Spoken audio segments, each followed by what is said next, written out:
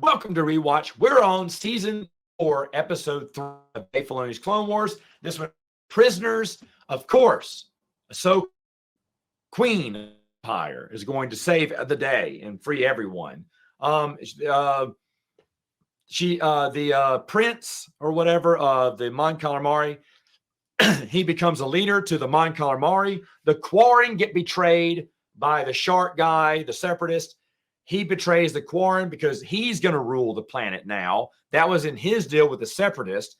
Kind of dumb to reveal your plans before everything is wrapped up. But again, the bad guy always has to reveal his plans. There is a really cool scene, and I think the prince does it. But so the Quarren feel betrayed. The prince saves the Quarren, which is why they're going to accept him as a leader. But there's a really good scene where the shark guy has like a little detonator or bomb on him, and he's swimming through the water as a shark, and he's charging toward the prince, and the prince has a rifle. He takes a few shots, but then hits the target and blows up the shark. And I recall, I just watched it this afternoon.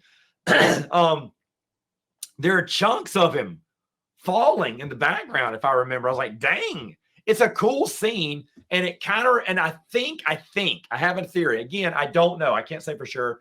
I didn't pull this. I'm just thinking about it on my own. I think they were doing a Jaws reference there, where he hits the barrel or hits the tank and blows.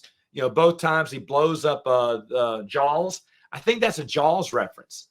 Having the rifle shooting a little and then finally hitting the target and blowing up the shark. I would be shocked if it wasn't that, because of Steven Spielberg and George Lucas' closeness. I think that's a Jaws. I missed that the very first time I watched it, but watching it again, I was like, that's a Jaws reference. I think it is. I really think it is. But overall, of course, the prince becomes the leader and everyone's happy, and it ties up the trilogy storyline. But I don't like that Ahsoka, of course, always has to come in handy. To be honest, for me, it's lose-lose with Ahsoka, right? If she gets captured, oh, she's useless. If she saves the day, oh, she's overpowered. I guess in a way you could say I'm being unfair toward Ahsoka, but remember this, either way, she could be baking me chocolate chip cookies and I hate her face. I'd eat the cookie. Well, I may not eat the cookie, but I just don't like the character at all. So yes, I am 100% biased. I will admit that.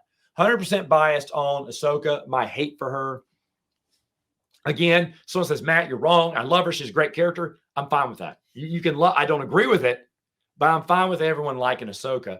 I just don't see the purpose of her. But so that was the first story arc. For me, it was okay. I said it was a bummer when I first saw it, but watching it again, it's okay. It's okay. But let me know, what were your thoughts of the first 3 episodes, the first story arc, so to speak, of season 4? And I will see you next time on Rewatch.